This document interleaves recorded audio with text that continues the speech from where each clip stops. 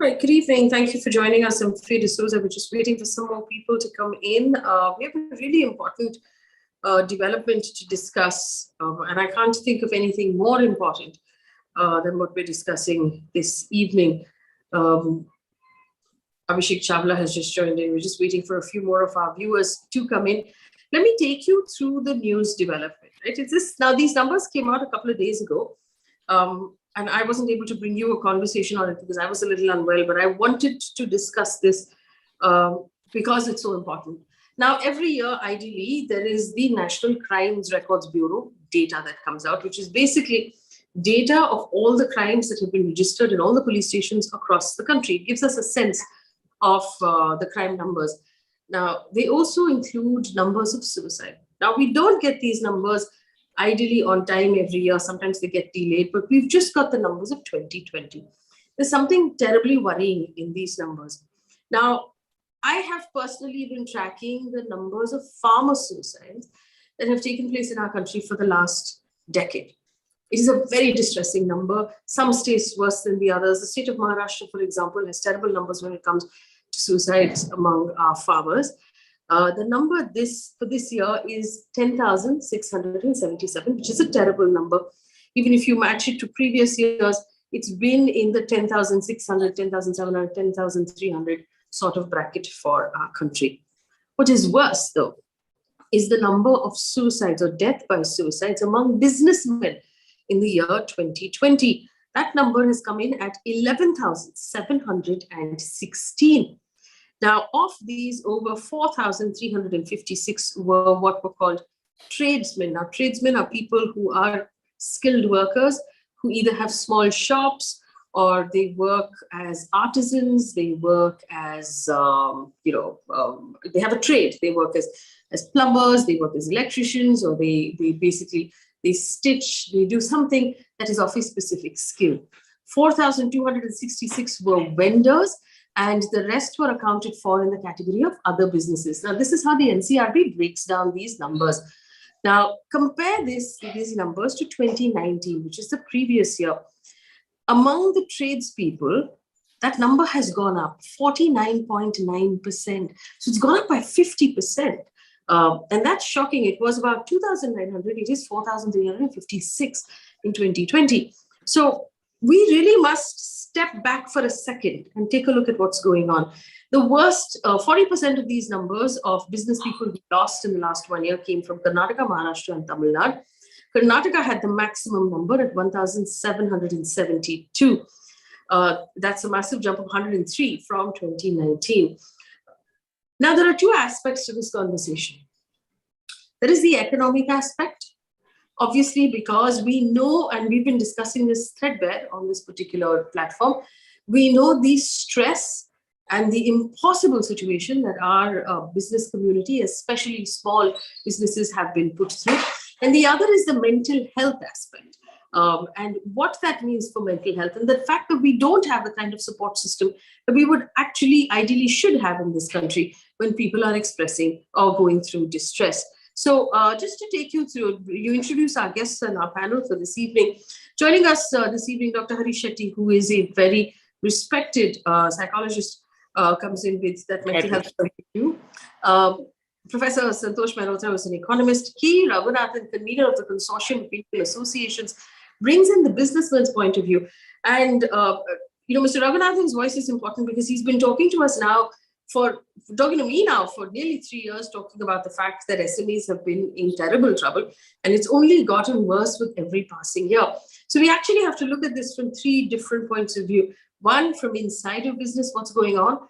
2, a macro point of view on the country as to what's going on and what help can be at play. And especially, and most importantly, the mental health point of view and what kind of help needs to be given to business people who are in distress.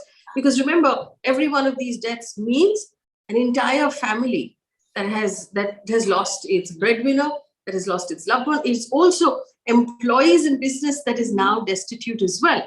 So what does all of this mean, and how do we begin to correct this? Let me start with Mr. Raghunathan. Mr. Raghunathan, you've been cautioning about this actually for 2 years now. You said people are getting desperate. What is it like on the ground? Do these numbers surprise you? at this point? Or were you expecting something this drastic? Good evening, Faye. Good evening. Very aptly, I can say, I'm now speaking to you from Chennai, which we are reeling under the rains for the last couple of days. I largely believe the prayers of the entrepreneurs have been answered by the rain god, because under the rains, they hide their tears. It's not a happy occasion where I speak to you now. The statistics is again misleading, and I am sure the data of the death of the businessmen can be almost 3 to 4 folds of what it is now. Reality. We have been warning. I have been speaking to you since the days of demonetization. And I have been saying the pressure is building up in the pressure cooker, but there is no pressure relief valve.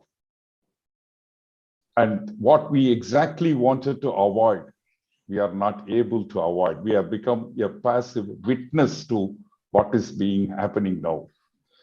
The elasticity has been stretched beyond the point of no return. Let me explain to you, Faye, for the sake of the people's viewers' knowledge.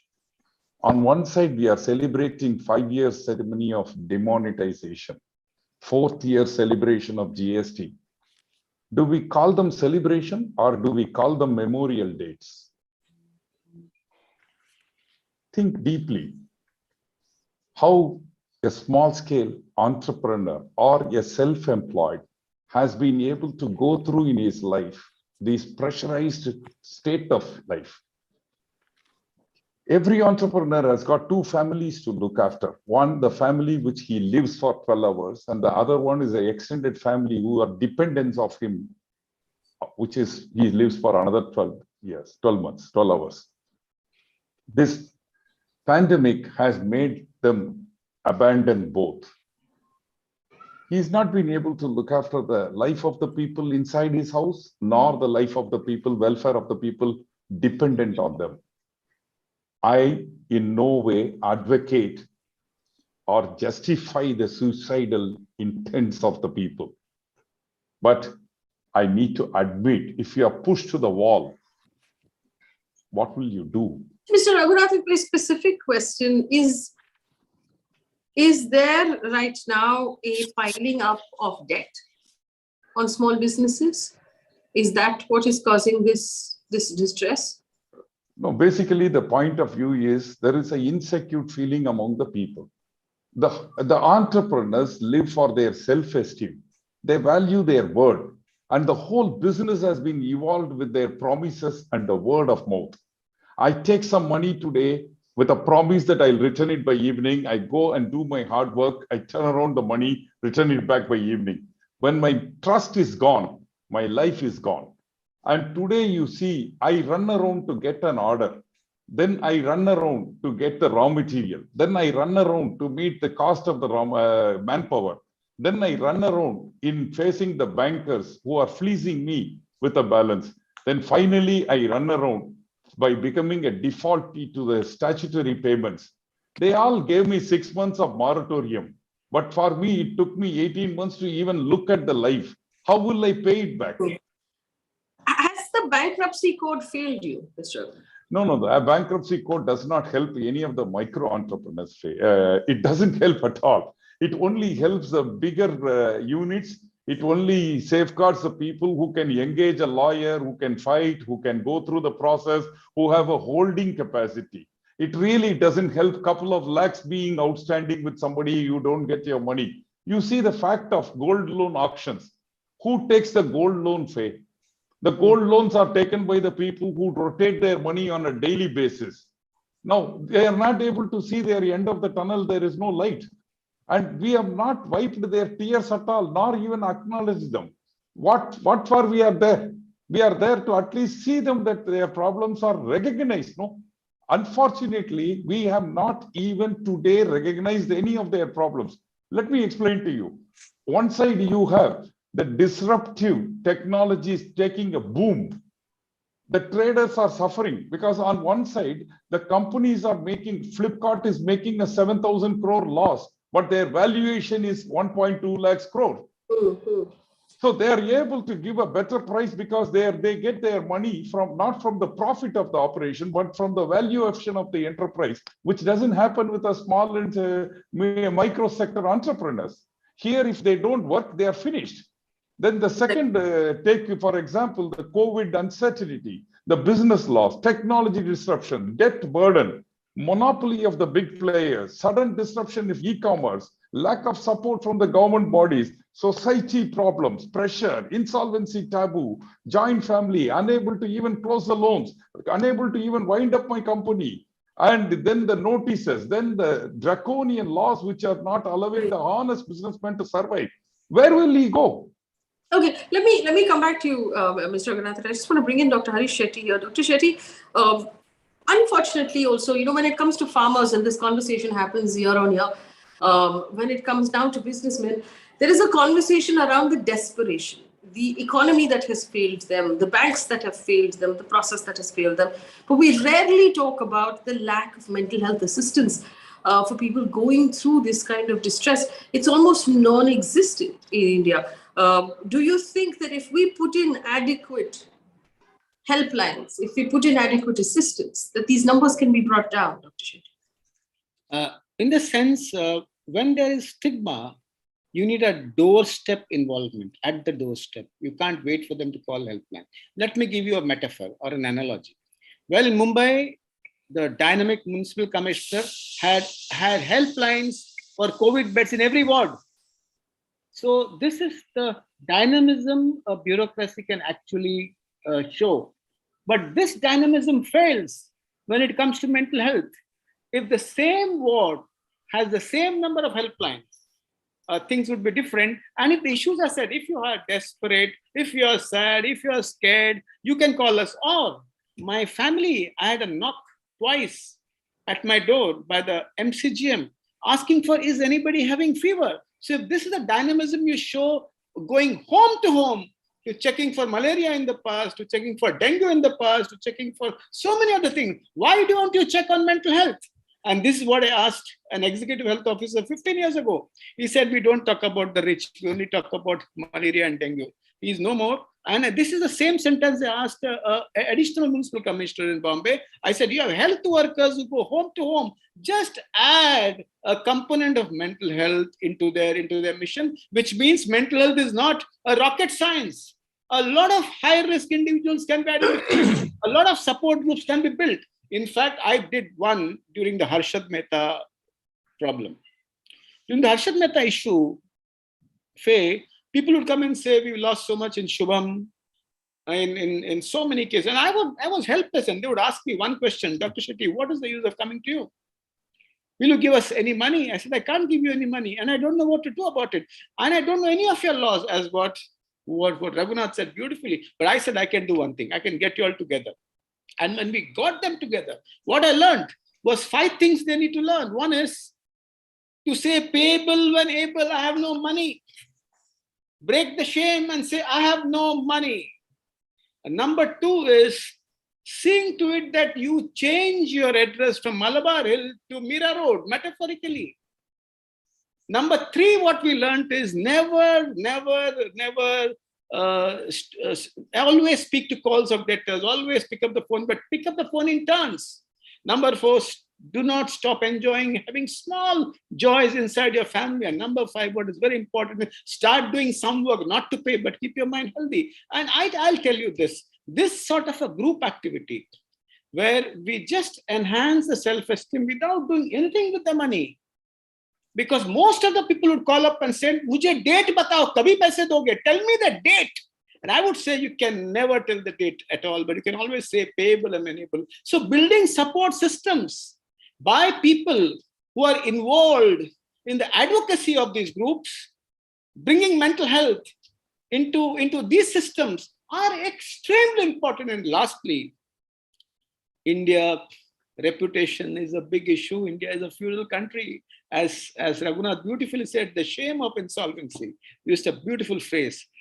Killing shame and seeking help is something We need to build into the system. And I would not blame all of them who are suffering. I know that things have been against us, but every era has its problems and every era has its solutions. Some solution in mental health is what I did, and some solutions we can always do. Anganwadi workers, ASHA workers, hundreds of NGOs going home to do a million things.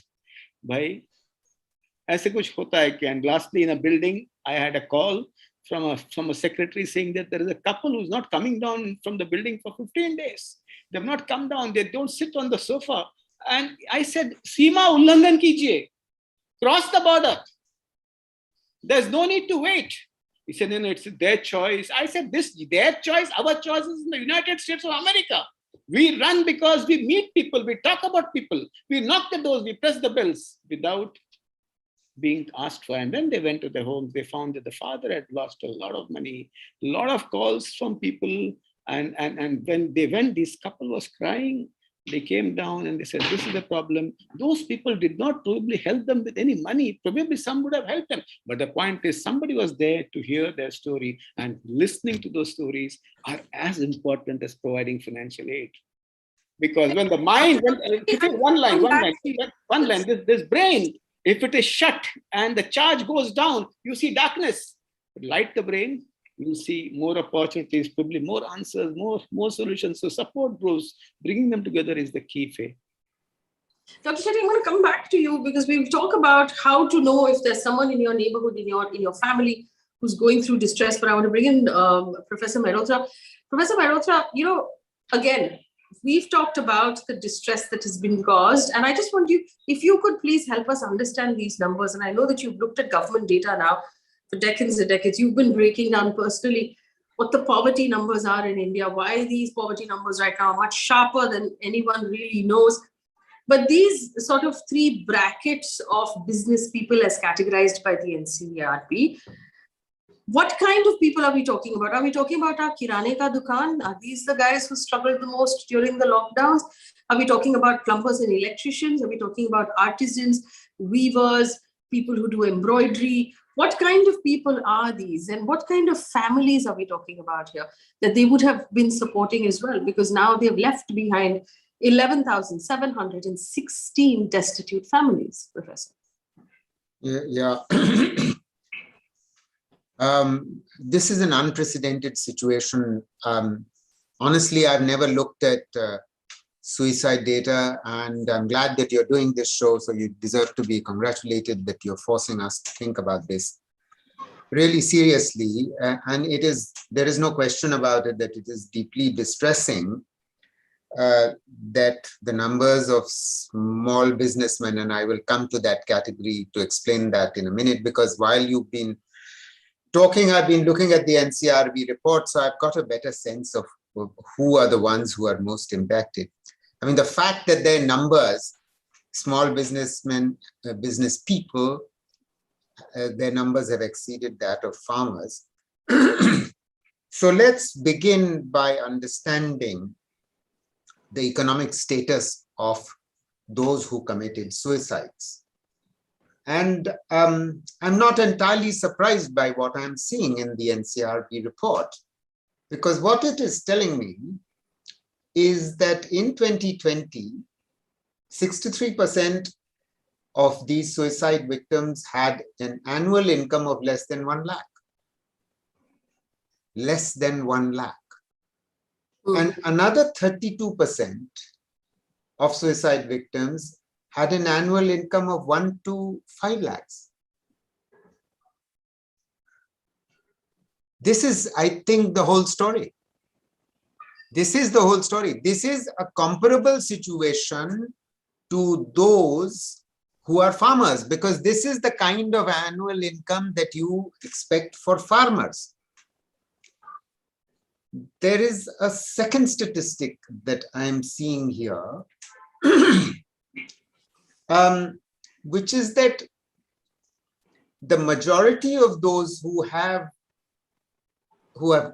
died from suicide have at least secondary level of education or a little bit more. Those who have low education are actually quite small. So what are we seeing here? and there's a fourth trend that I want to highlight, which is the following. I'm again looking at the NCRB data. That 53 mega cities of our country have shown an increasing trend in suicides between 2017 and 2020. And there's a sharp jump up in 2020 compared to 2019. The reasons are obvious.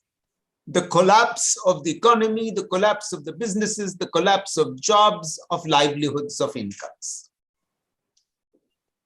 And when jobs collapse for people who live on the margin, less than 1 lakh and 1 to 5 lakh is sort of on the margin. Those who are less than 1 lakh is automatically below the poverty line. And those between 1 and 5 lakhs are above the poverty line, but they are still highly vulnerable.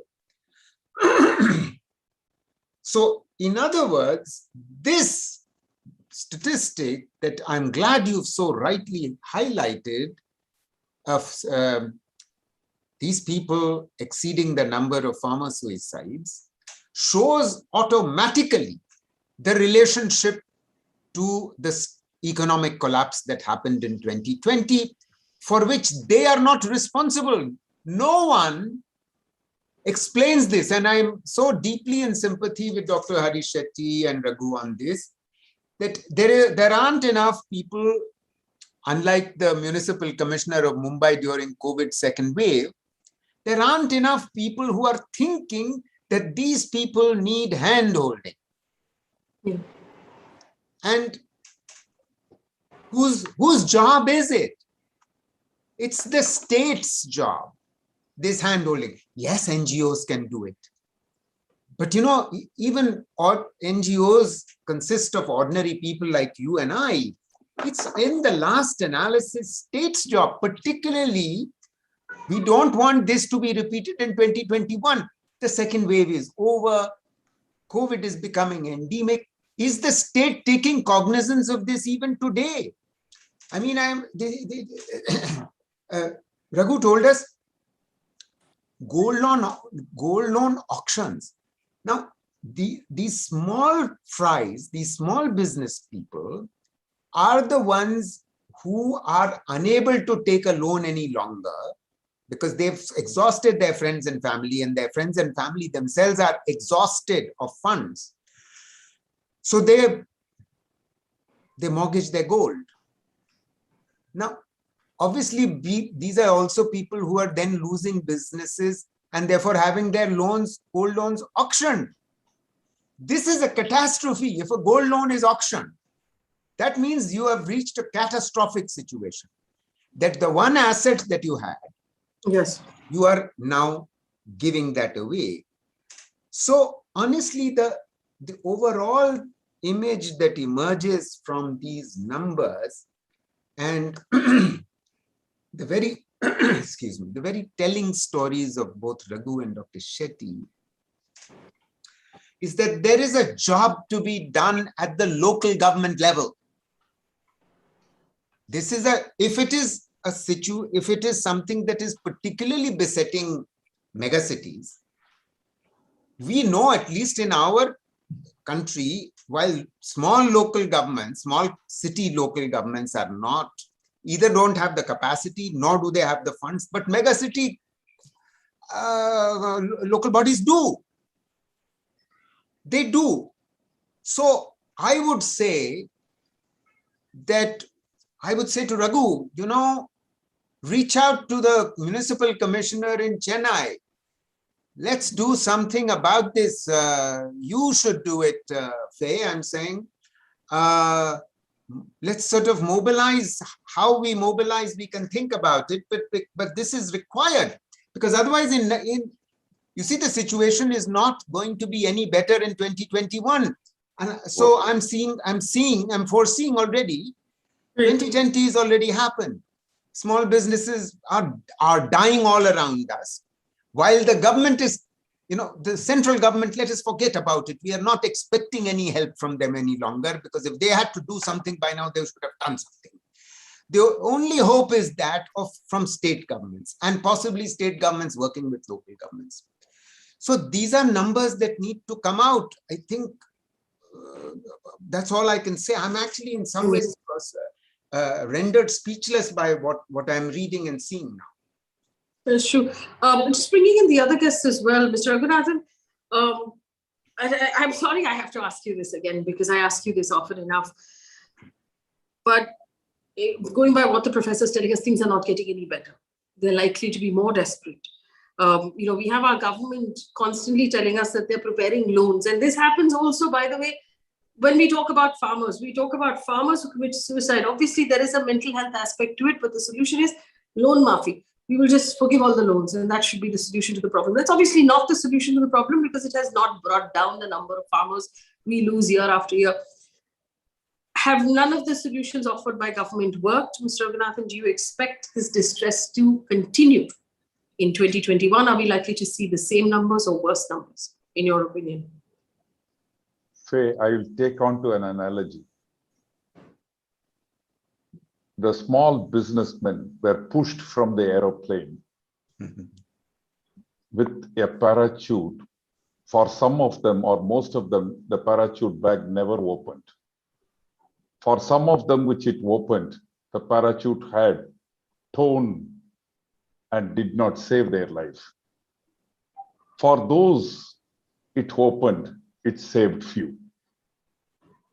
A classic example of the government stimulus in the last 2 years for the corona COVID lockdown. In the last 19 or 20 months, we were locked for close to 17 months. The stimulus packages went on and on and on, but there were only two things very clear. One is whatever the government payments to be made, they postponed it by 6 months or postponed it by a few months, but they recovered everything. The penalty interest killed everybody. The penal interest killed everybody for the delayed payments. Second, the ECGLS scheme, which they gave as an announcement of 3 lakh crore. Then they extended this year to 5 lakh crores. But believe me, my dear Faye, even today, as you and I are talking, the sanction is not reached 3 lakh crore. The dispersal has not touched 2.5 lakh crore. And why the people are not taking what is sanctioned? Think, it has not reached the right people. We talked about mudra loans. How many of the mudra loans, which means less than 10 lakhs of rupees loans, never reached the average? I saw the FM tweet when she went to the Assam, saying 4.53 lakh people, MSMEs or micro entrepreneurs, were benefited with mudra schemes. Average was 40,000 rupees. What is 40,000 rupees in today? You put me behind the house or kept me inside the house for more than 9 months and you give me just 40,000 rupees?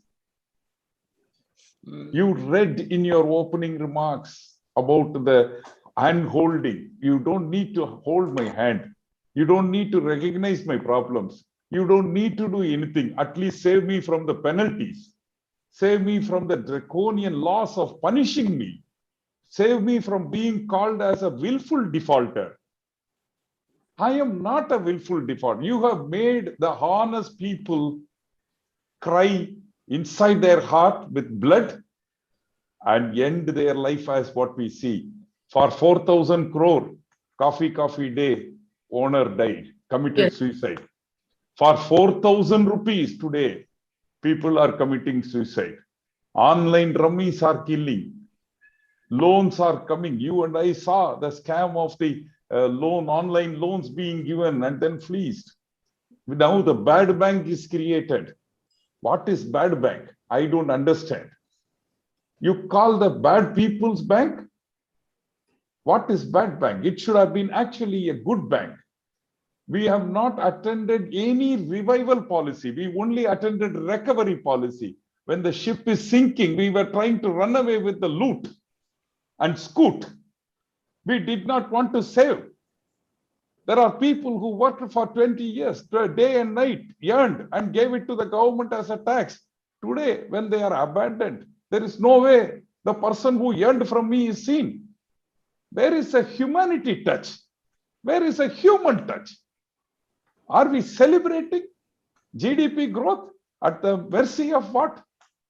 I am sad to talk like this. I wish in my life one day I speak to you with all the positivities of life. Today, you and I are seeing, every day we are reading in the newspaper, at least 2 unicorns are coming. What are these unicorns? All of them are disruptive technologies. All of them will kill the way the people are living.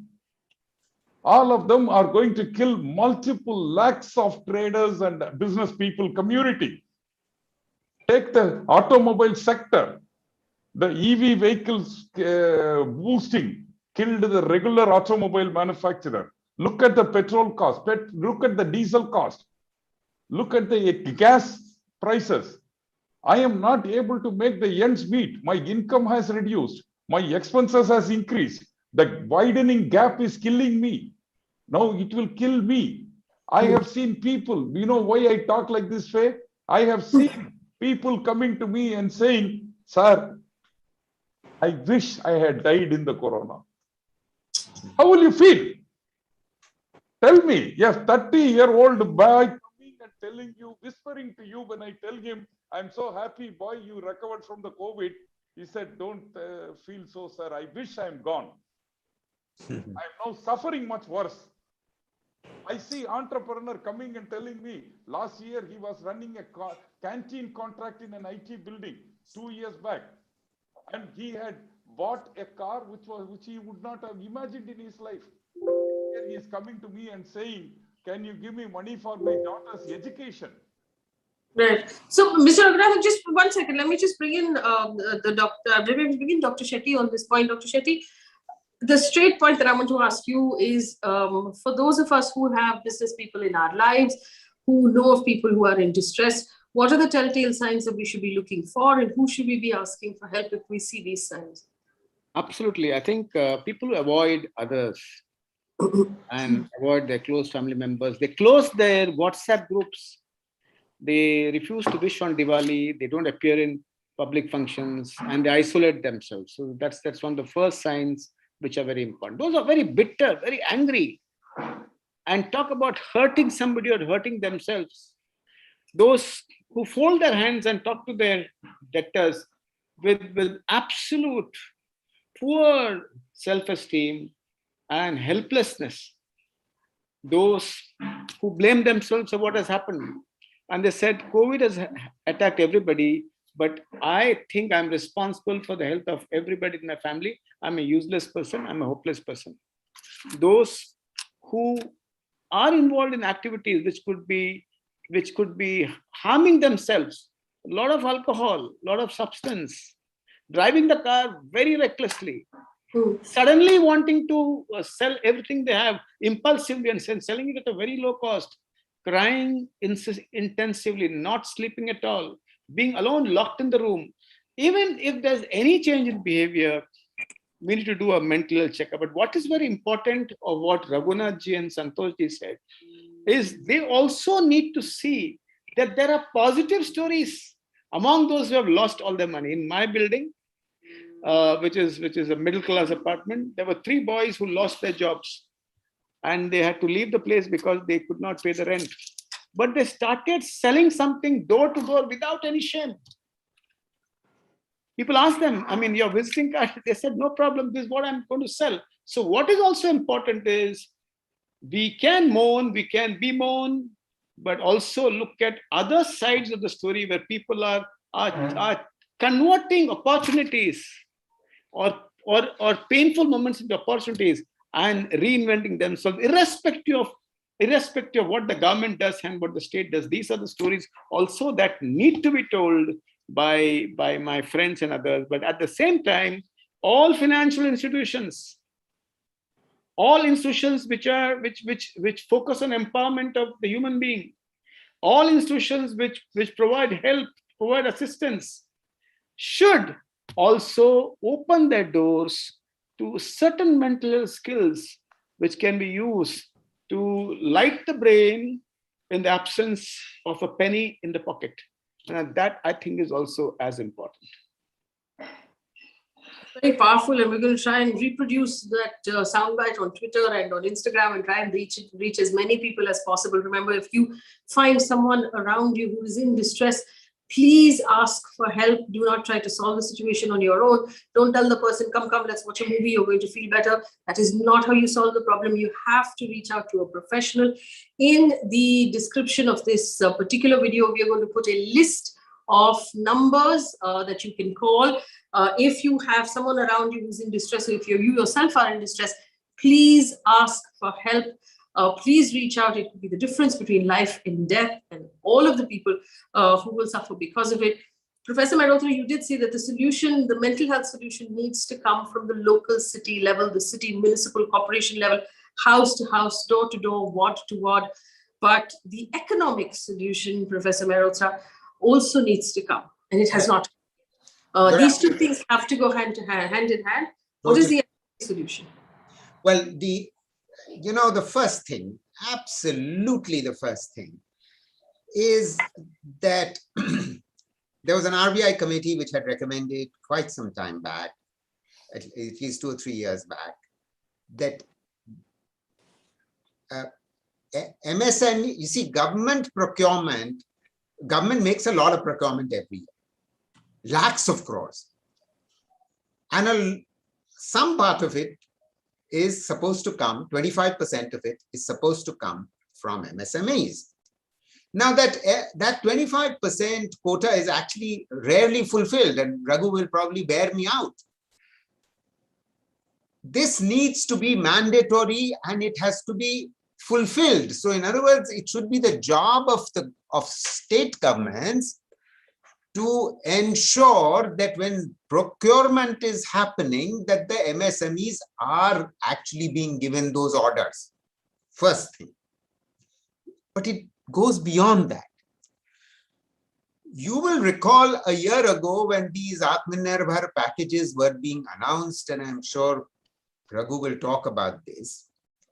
One of the items which was advertised by the finance minister in the package was that we will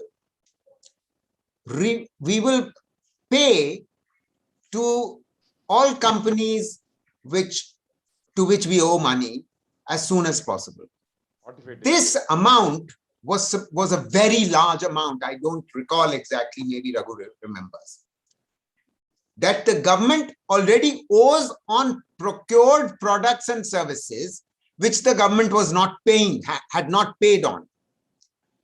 Well, if the government was paying on a regular basis, on a systematic basis, would these people be in debt? And would they even, think about suicide? Maybe not. So why isn't this the job of the government? I was in a state of shock that the finance minister of the fifth largest economy in the world has the cheek to include in her stimulus package that we are going to give your money quickly.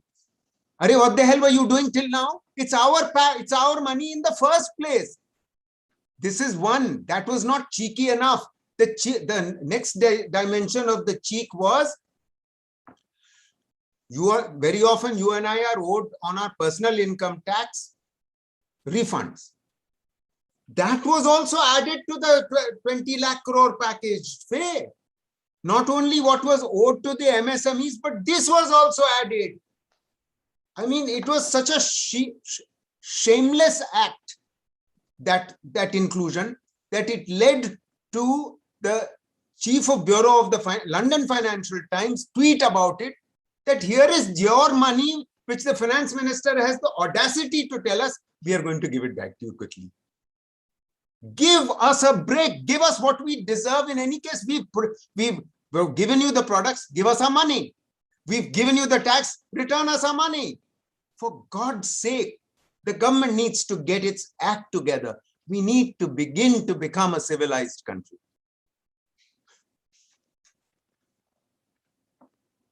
Faye, you're muted. You're muted, Faye. So this is unfortunately where we've always landed on the farmer question as well.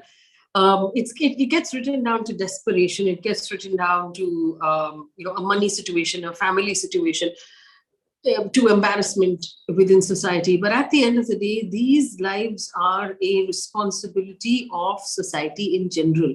We are all responsible for these lives that are lost for various reasons, for economic policy that didn't come to their aid fast enough, for loans that are not designed properly to help people who are in distress, for a community that doesn't reach out to those who are in distress, for neighbors who don't see pain, for family members, extended family members who don't see the distress and reach out, and of course for government, central, state, and local, who have not created infrastructure from a mental health point of view that we can reach out to when we are in distress. There just isn't enough help out there for someone who is feeling mentally distressed. There is no recognition, there is no acceptance of the problem. There is no solution offered. The solution needs to be commonplace. We all need to know what the solution is. We all need to know that, okay, this is a mental health problem. This is where you can reach out. Just like you know what to do when you fall sick. You know how to take a family member to the hospital. You know where the hospital is. You know where that doctor is. That is the kind of solution that we need to have on the mental health front as well. They have to be economic solutions that are viable, that are quick. We've been asking the government to do this now for over a year and fallen on deaf ears, unfortunately, over and over again. I want to remind you of the fact that every time we talk about petrol and diesel, we have the Truckers Association who talk about how truck drivers are now going to go out of business because they can no longer run their trucks at these values. What are they going to do? What are their family members going to do? Where is the help for them? The thousands, the lakhs of people across the country who drive trucks for a living, what will they do if they go bankrupt? How will they pay their loans? How will they pay off that truck that they have borrowed money to buy? These are questions we have to collectively answer. We must put more pressure on our governments, state, center, and local, to create mental health infrastructure in our cities and our villages that people can go to when they need help, to popularize it, to talk about it, to accept the problems, and then to provide economic solutions. I'm going to leave it there. I want to thank my panelists for giving me your time and helping us understand and digest this very, very unfortunate piece of information. Also for our audience, the news is up at exactly 9 o'clock. Remember, it's just the news. There's no opinion in it whatsoever, and there's no drama at all. Thank you for watching. Good night.